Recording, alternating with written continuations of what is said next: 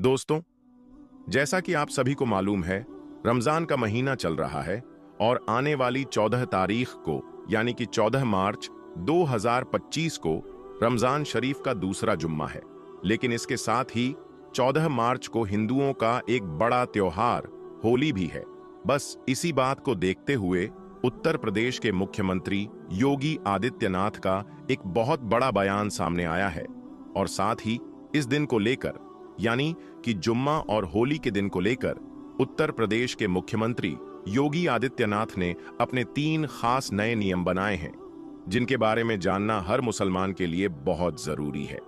आज के इस वीडियो में हम आपको योगी आदित्यनाथ के इन्हीं 3 खास नए नियमों के बारे में बताने वाले हैं और आपको बताने वाले हैं कि 14 मार्च को लेकर उत्तर प्रदेश के मुख्यमंत्री योगी आदित्यनाथ ने क्या बड़ा बयान दिया है।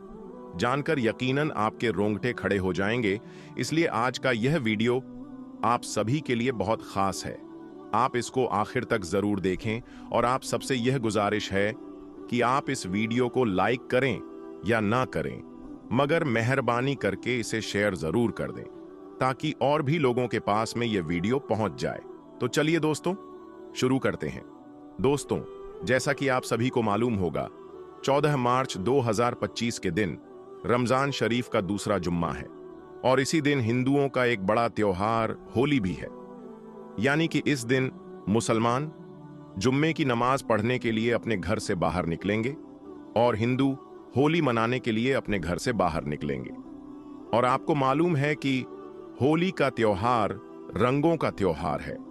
इस दिन एक दूसरे पर रंग डाला जाता है और होली खेली जाती है। बस इसी बात को देखते हुए योगी सरकार के बड़े बड़े मंत्री गलत बयानबाजी करने में लगे हुए हैं। कोई कह रहा है कि इस दिन मुसलमानों को हिजाब पहनकर घर से बाहर निकलना चाहिए ताकि वह अपने आप को रंगों से बचा सके। तो कोई कह रहा है कि इस दिन अगर मुसलमान अपने घर से ही ना निकले तो बहुत अच्छा है। वहीं पर उत्तर प्रदेश के मुख्यमंत्री योगी आदित्यनाथ का कहना है कि इस दिन मुसलमान जुम्मे की नमाज 2 घंटे लेट पढ़ें, क्योंकि इस दिन हमारा त्योहार होली है जिसे हम बड़ी धूमधाम के साथ मनाएंगे। और यही नहीं, इसके साथ ही योगी आदित्यनाथ ने 14 मार्च को लेकर अपने 3 खास नए नियम भी बनाए हैं, जिनको लेकर उन्होंने अपने आला अधिकारियों से कहा है कि वे 14 मार्च के दिन इन 3 नियमों का सख्ती के साथ पालन करवाएं और अगर कोई इन नियमों की पालना नहीं करता है तो उन पर कड़ी से कड़ी कार्रवाई की जाए। नंबर 1, भीड़ इकट्ठा ना होने पाए। दोस्तों, योगी सरकार ने अपने आला अधिकारियों को पहला सख्त निर्देश यह दिया है कि 14 मार्च के दिन रमजान का जुमा और होली एक साथ है, इसलिए इस दिन कोई भी सड़कों पर भीड़ इकट्ठा न करने पाए, क्योंकि 14 मार्च के दिन हिंदुओं का एक बड़ा त्योहार होली है जो साल में सिर्फ एक बार आता है, जबकि मुसलमानों का जुम्मा महीने में 4 बार आता है। इस तरह से होली का त्योहार हिंदुओं का एक बहुत बड़ा त्योहार है। इसके लिए योगी सरकार ने अपने आला अधिकारियों को सख्त निर्देश दिया है कि 14 मार्च के दिन होली 11 बजे तक नहीं बल्कि पूरे दिन खेली जाएगी। बस आप 14 मार्च के दिन इस बात का ध्यान रखें कि इस दिन कोई भी सड़कों पर भीड़ इकट्ठा न करने पाए। ऐसा इसलिए क्योंकि हाल ही के दिनों में ऐसा देखा गया है कि हमारे देश भारत में कुछ ऐसे असामाजिक तत्व हो चुके हैं जो इस बात का फायदा उठाकर भीड़ में जाकर खड़े हो जाते हैं और फिर सांप्रदायिक माहौल खराब करने की कोशिश करते हैं।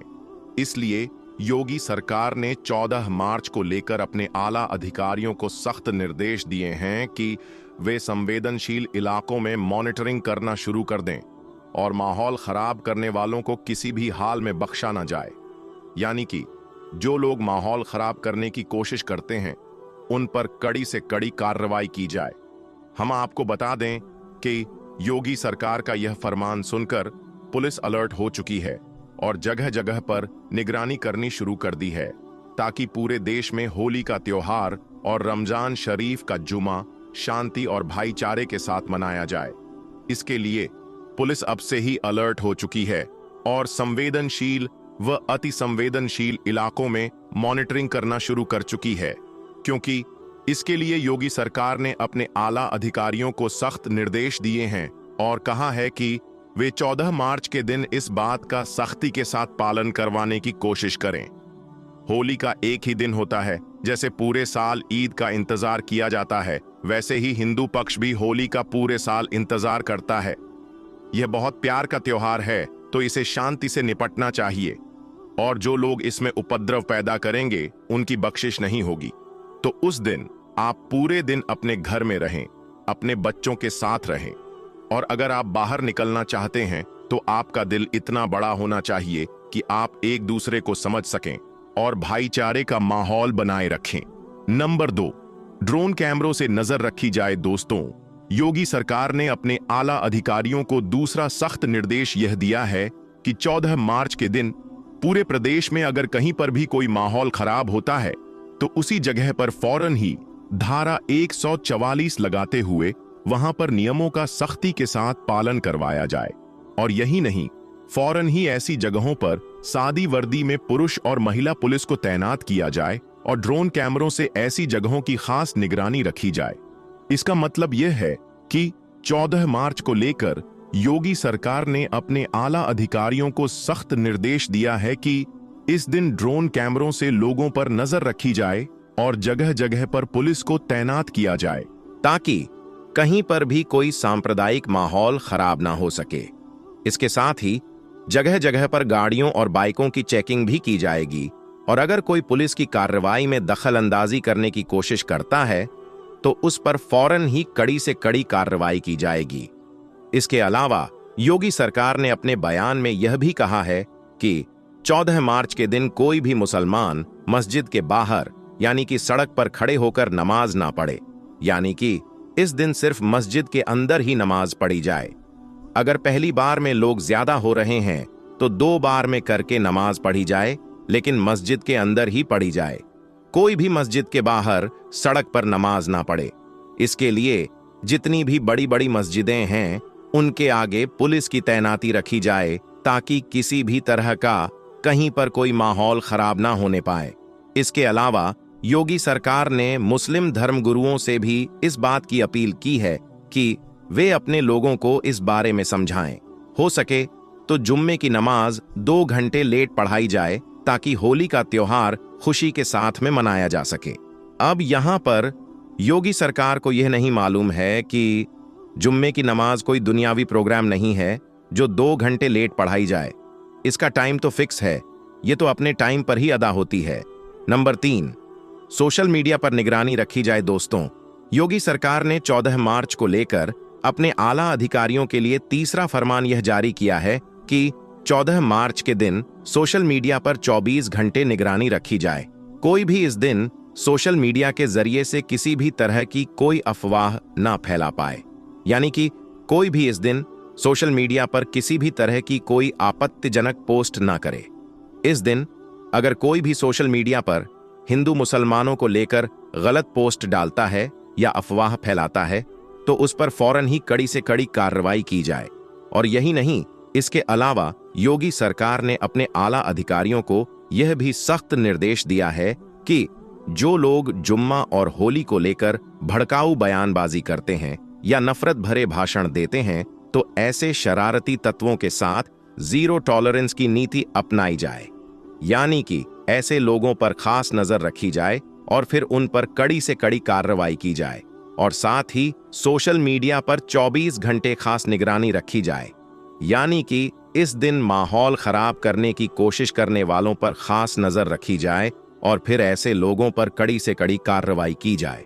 दोस्तों, इसके अलावा हम आपको यह भी बता दें कि इससे पहले उत्तर प्रदेश के मुख्यमंत्री योगी आदित्यनाथ ने रमजान के महीने को लेकर भी यह कहा था कि रमजान के महीने में सुबह सहरी के वक्त मस्जिदों से बार बार आवाज न लगाई जाए।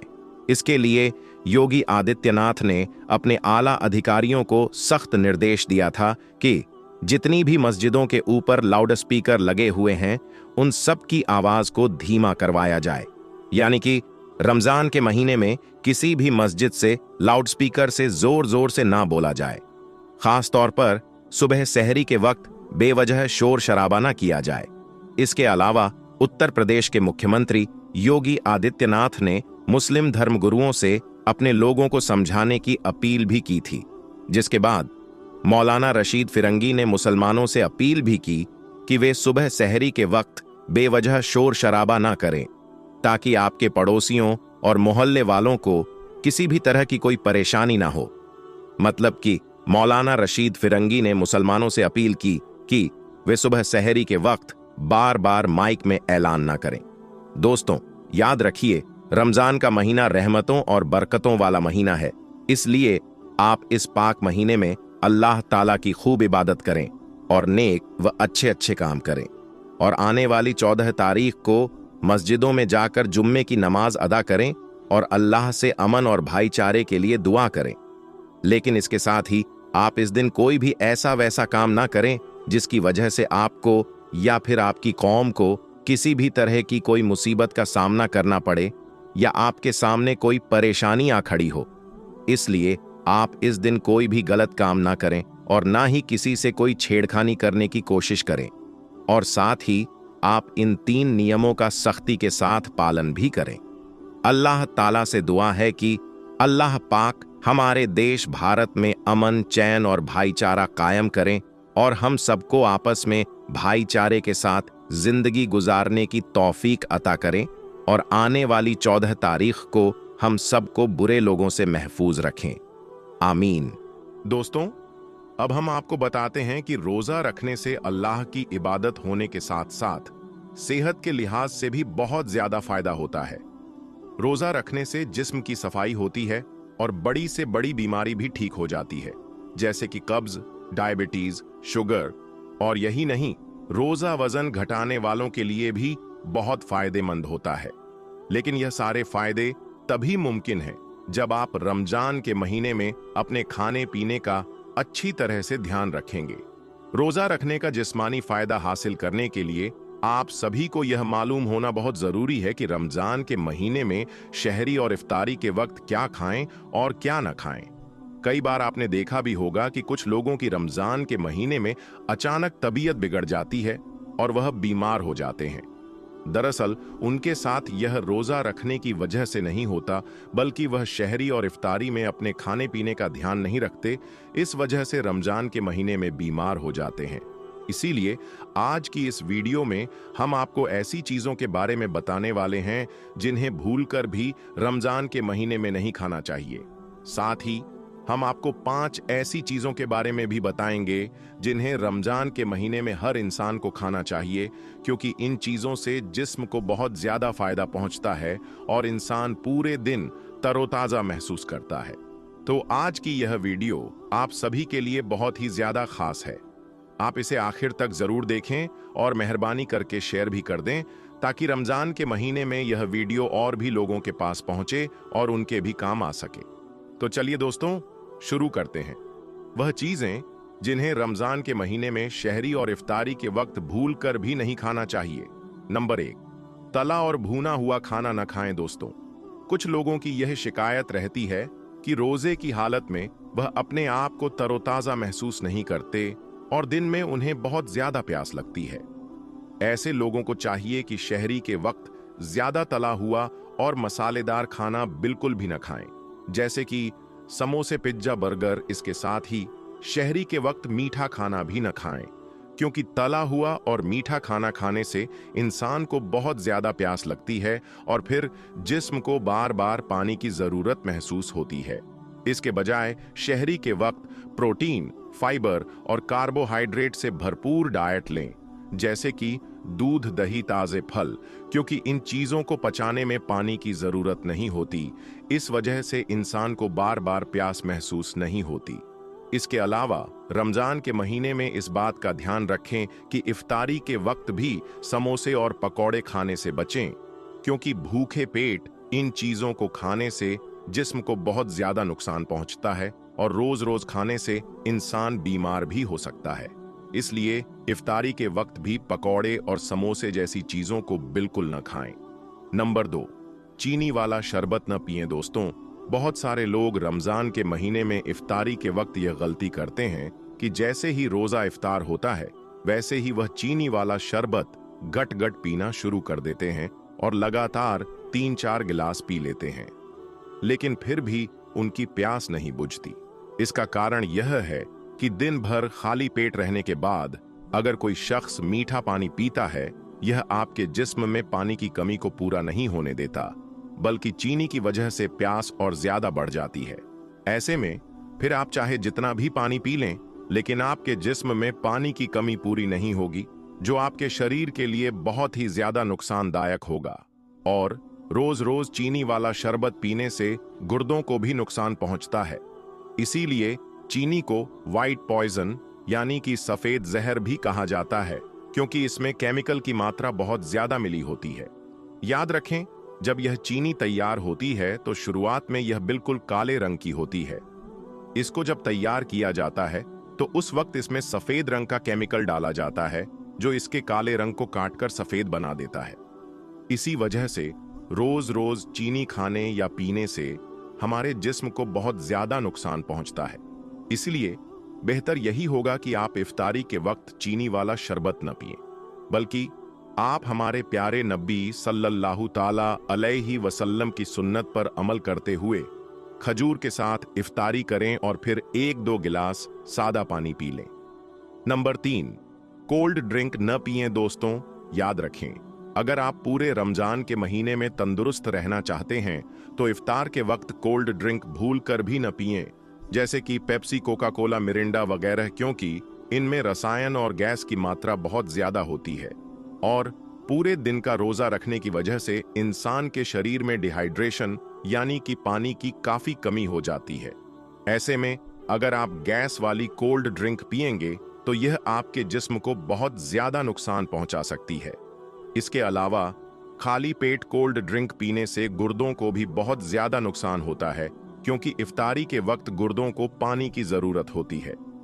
अब अगर आपने उस वक्त कोल्ड ड्रिंक पी ली तो यह आपके गुर्दों के लिए बहुत नुकसानदायक साबित हो सकता है और रोज रोज ऐसा करने से आपके गुर्दे डैमेज भी हो सकते हैं। इसलिए आप भूलकर भी इफ्तारी के वक्त में कोल्ड ड्रिंक ना पिएं। इसके बजाय आप इफ्तारी में नींबू पानी या जूस पी लें, जो आपके जिस्म के लिए बहुत ही ज्यादा फायदेमंद होता है। नंबर 4, सफेद चावल ना खाएं। दोस्तों, इसके अलावा आप सहरी के वक्त में व्हाइट राइस यानी कि सफेद चावल भी ना खाएं, क्योंकि सफेद चावल इंसान के शरीर में बहुत ही जल्द पच जाते हैं। सफेद चावलों में सिंपल कार्बोहाइड्रेट होने की वजह से यह इंसान के शरीर में इंसुलिन के लेवल को भी बढ़ाता है, जिसकी जरूरत सहरी के वक्त में बिल्कुल भी नहीं होती। इसलिए याद रखें, सहरी के वक्त सफेद चावल को भूलकर भी ना खाएं, बल्कि इसकी जगह पर आप चपाती लें, क्योंकि इसमें कार्बोहाइड्रेट होने के साथ साथ फाइबर की मात्रा भी भरपूर होती है। इसकी वजह से यह इंसान के शरीर में ज्यादा देर तक रुकता है, जिससे रोजेदार को भूख भी कम लगती है। अब आपको 5 ऐसी चीजों के बारे में बताते हैं जिन्हें रमजान के महीने में हर इंसान को जरूर खाना चाहिए। इन चीजों को खाने से इंसान का पेट भरा भरा रहता है और भूख भी कम लगती है।